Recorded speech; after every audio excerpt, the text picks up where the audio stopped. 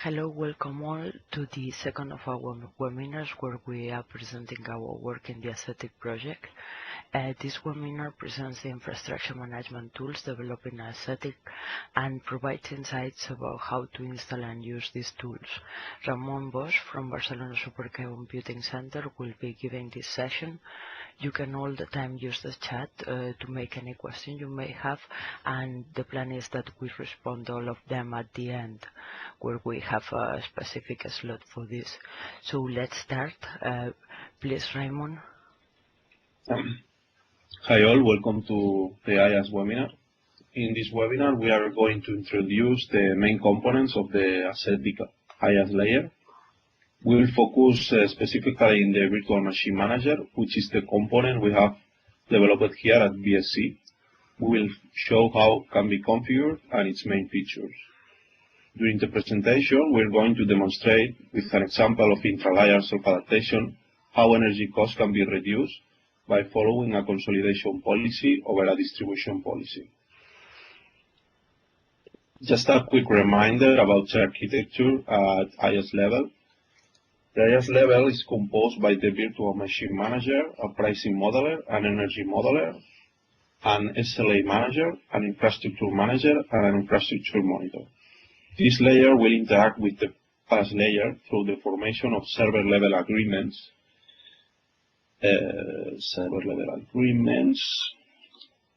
Also known as SLAs. These SLAs will be managed by the SLA manager, which will invoke the virtual machine manager. The virtual machine manager will construct an energy-aware deployment plan that will be used by the infrastructure manager. The VM manager will be made energy-aware using the energy modeler, which will derive models estimating the energy usage for deployment scenarios. Energy awareness will be enhanced through pricing schemes that take into account the energy use. Throughout the lifetime of a deployment, resources will be continually monitored through the infrastructure monitor. This will give continual feedback to the VM manager and also to the energy and pricing model. This will ensure that the ASCETiC architecture adapts to changes in the current environment and in the demand for energy. But what are the main benefits of using ASCETiC? First of all, it allows us to reduce operational costs, either price-driven or energy-driven. From one way or another, the total cost of your infrastructure will be lower, and this will increase your profit margin.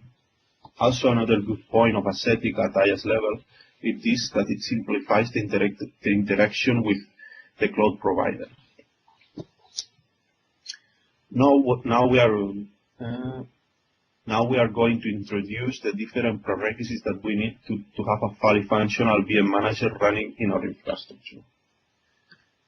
In ASCETiC testbed, we have used as a cloud provider OpenStack, concretely the IceHouse version, but it can work well with other versions of OpenStack. For energy measurement and monitoring, we use ASCETiC, although VM manager is also compatible with Ganglia.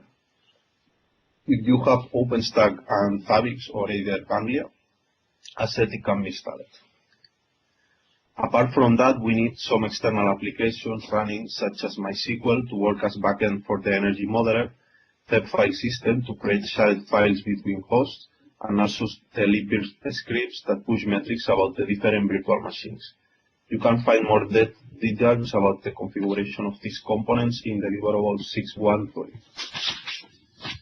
In this webinar, we are going to focus on the installation of the virtual machine manager, which is the central component that communicates with the cloud provider. So we start with an environment where all these requirements are met. Furthermore, you need to install ActiveMQ, which is used as queuing system to manage inter-layer communications and also to receive new SLAs. From now on, we abandon slides and we will focus on installation steps. So I'm going to show you the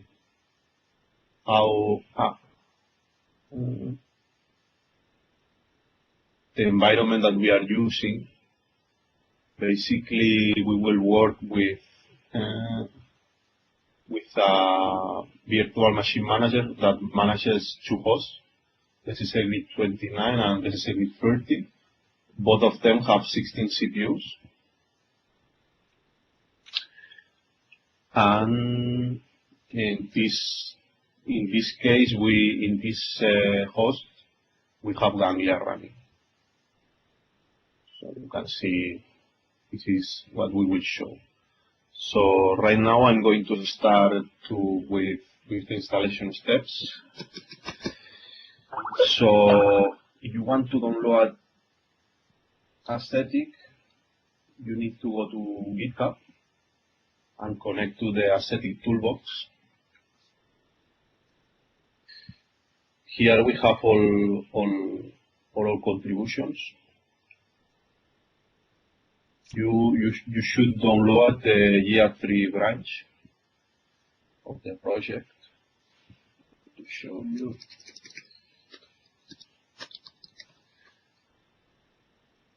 You can see I'm checking out the year 3 branch of the ASCETiC toolbox. This takes a while because we have coded for many people during many years. It takes around 10 minutes.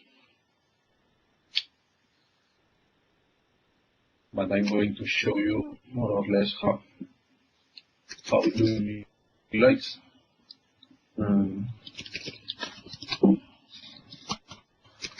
Once it's downloaded, here I have another copy. Once it's downloaded, what you have to do is compile. You have to remember, basically you have to add this option to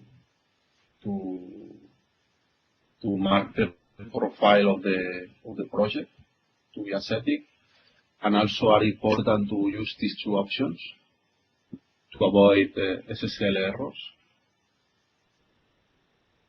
And with this, you should be able to compile the code. Sorry. I'm going to compile.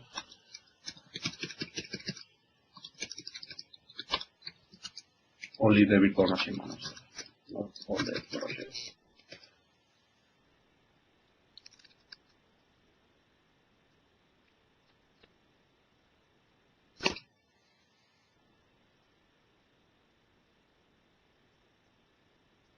This also takes time, but not that much.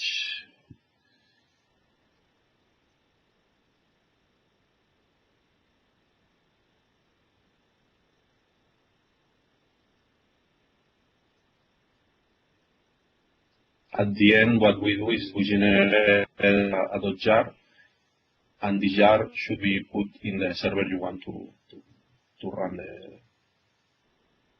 the virtual machine manager.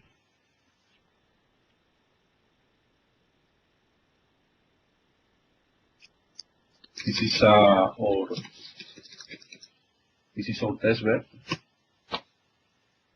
Here we have an already running version of the virtual machine manager.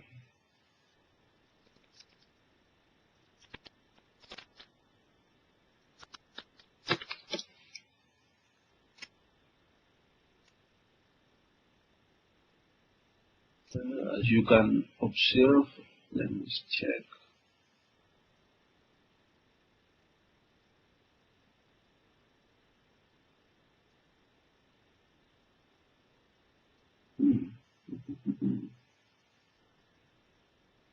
Maybe it's running.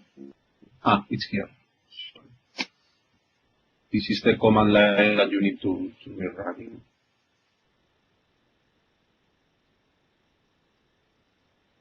I think, okay, it already finished the build. So basically, you will see a dist folder, and inside the dist folder, you have the target, and here the .jar is generated. So you have to send this to the machine you want to run. In this case, we put the jar here in folder.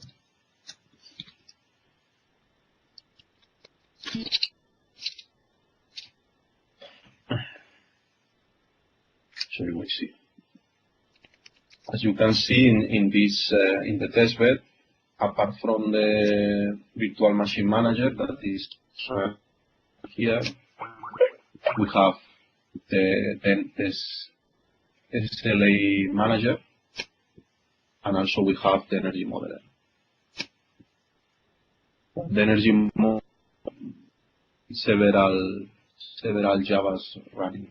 You can see all the configuration details in 6.13. In this webinar, we're going to focus only in the capabilities of mainly the capabilities of the virtual machine manager. Apart from that, you need to specify a configuration file for the virtual machine manager. This usually goes in this folder. Basically, in this configuration file, you have to specify all the OpenStack configuration details. Also specify the port where you will connect.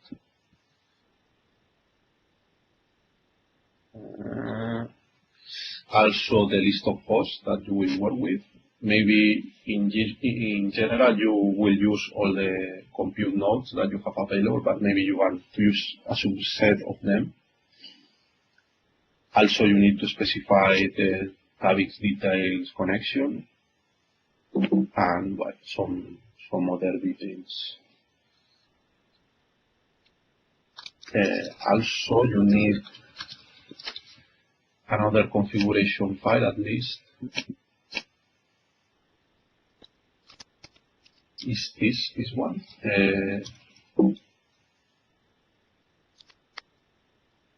The hardware information. In this file we specified the model of the processor and the disk type. This is used for hardware heterogeneity.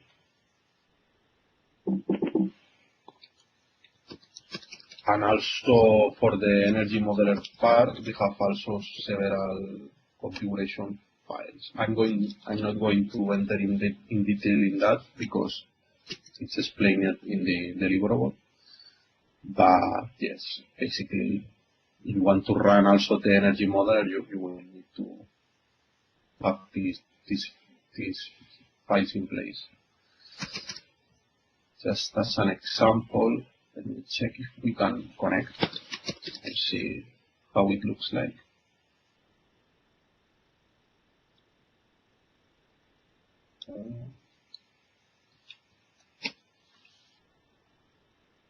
This is how the virtual machine manager looks like. In this server, we have more hosts running. So as you have seen, more or less, we have around 16 different hosts.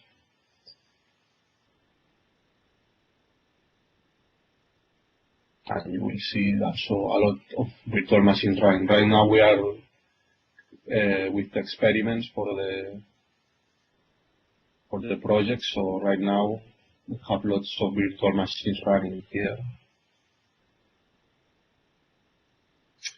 But for this webinar, I prefer to use the environment that we have at BCC Grid, that we work only with 2 hosts, so it's easier. And we don't interfere with other partners. Well, what I have right now in this host, I will show you. Right now I have 2 virtual machines running. One is in BCC Grid 30 and the other in BCC Grid 29. So right now our scheduling policy is distribution. So this means that machines, when you deploy a new virtual machine, it will try to find the emptiest host, instead of concentrating all in the same host. So right now we have one machine with 8 CPUs and another with 4. These instances, what they do is that they stress the CPU resources all the time. So you will see in this metric that basically shows the, as you can see, shows the power watt consumption of each machine.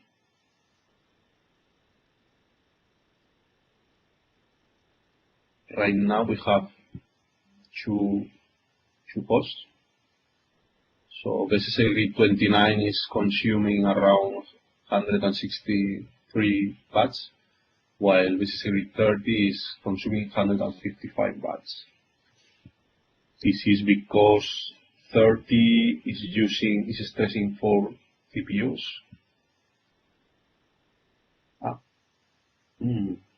Curious. 30 is consuming more, with stressing more CPUs. That's weird. Okay. But well, you can see how the total consumption is around 318 power watts per minute. So, and what we're going to demonstrate right now is how, if we change the policy, the placement policy of virtual machines, we will see how this power watt consumption will reduce.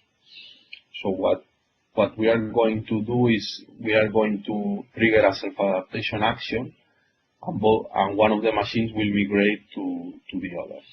So they're going to be both consolidated in the same host. For that, what you have to do is change the scheduling algorithm to consolidation and trigger a self-adaptation action manually. This is done after you destroy a virtual machine, and also periodically, but we will force a self-adaptation action. Let's see if we can.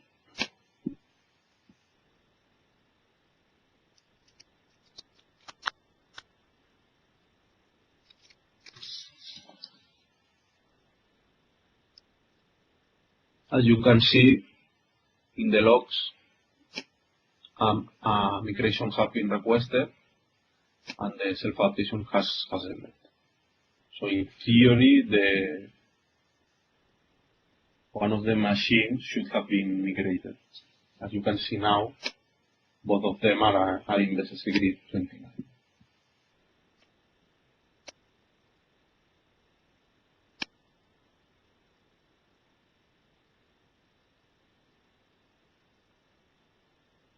So right now, all the workload has shifted to SSD 29, and this will have effects in these graphs in these charts I was showing to you.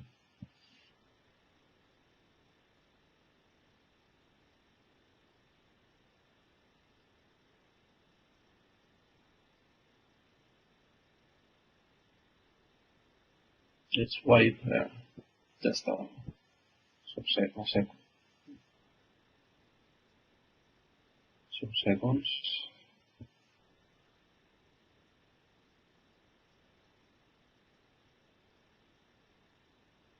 So as you can see now, the total consumption will be lower.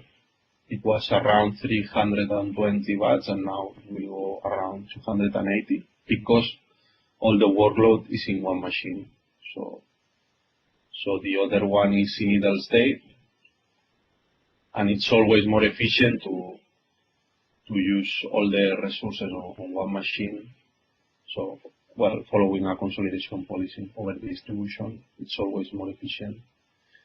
Furthermore, what we could do, if we know that the second server is not used, we can turn off this, and then the total consumption would be around 188. So really, the amount of energy we save is from 300 watts to 188, because in theory you would be able to turn off this machine.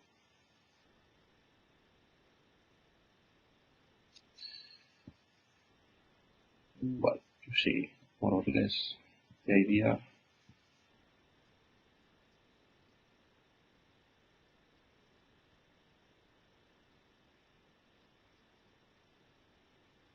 How we have, by following a consolidation policy, we save energy.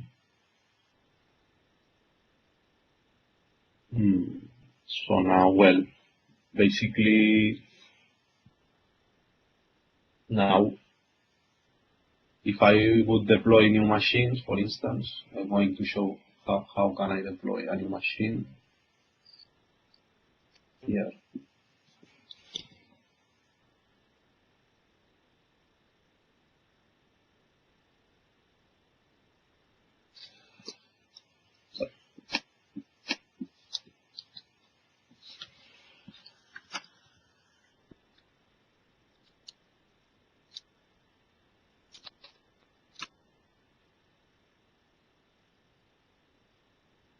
It should go to ASCETiC 29 because we still have 4 CPUs available. So we have enough resources to add this new server here, this new virtual machine.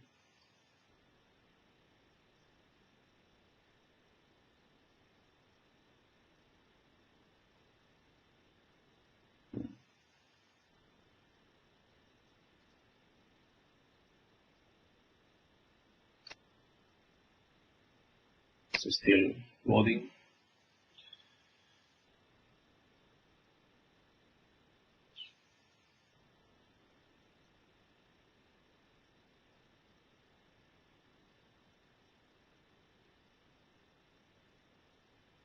This machine I added, it doesn't imply any new workload, so we won't see major changes in the charts. Okay, now this one is deployed. As you can see, it has been deployed in ASCETiC 29. If I would deploy another one, it would happen the same.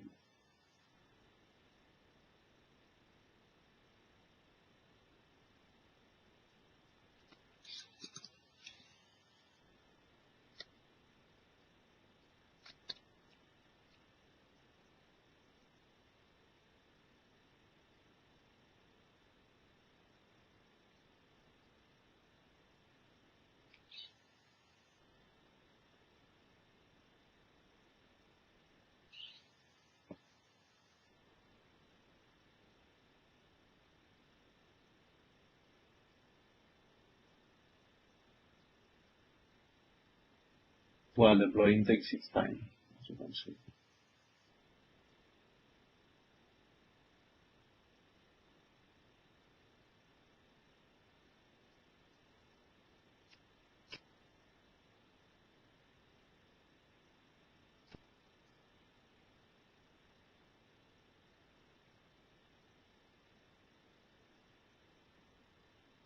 Okay, you can see how the consolidation policy is being followed.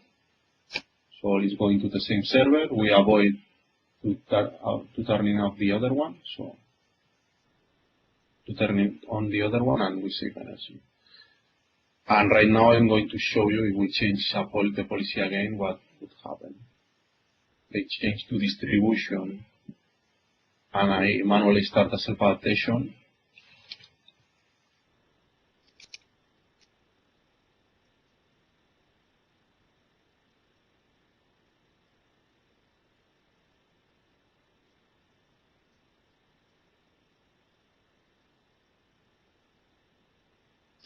One of the machines have been moved to the ASCETiC 30.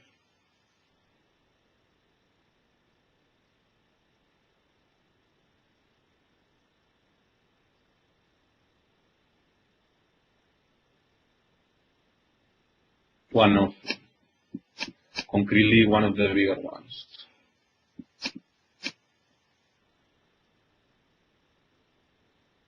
As you can see, more or less it's balanced because we have one CPU of, here we have 4, 1, 1, so in total 6 CPUs that are running the ASCETiC 29, and 8 CPUs are in ASCETiC 30, so more or less there's an equilibrium. You can see again how if we change again to a distribution policy, we start consuming again more resources. So we get back somehow to the 300 watts consumption. So the ideal is to use a consolidation policy, but actually in ASCETiC we have a more complex algorithm. And well, I think that's more or less what I wanted to demonstrate. Let me go to the conclusions.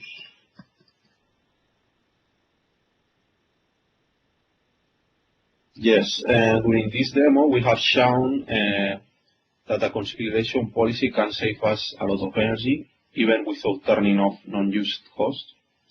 We have demonstrated an IaaS intra-layer self-adaptation. And please refer to deliverable 623 to check an example of inter-layer self-adaptation. In deliverable 613, you will find more configuration steps to fully configure the other ASCETiC components, such as SLA Manager and Energy Modeler. Both deliverables should be made available in the following URL, the documents one, in the incoming weeks. Yes, thank you, and let me know if you have any questions. Thank you very much, Ryan, for the explanation.